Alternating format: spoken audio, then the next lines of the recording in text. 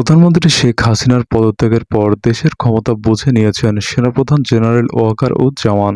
সোমবার বিকেল 4টায় জাতির উদ্দেশ্যে দেওয়া ভাষণে সেনাপ্রধান এই তথ্য জানান। সেনাপ্রধান বলেন, রাষ্ট্রপতির সঙ্গে আলোচনা করে অন্তর্বর্তীকালীন সরকারের রূপরেখা দেওয়া হবে। তবে এই মুহূর্তে আমি সমস্ত দায়িত্ব নিচ্ছি।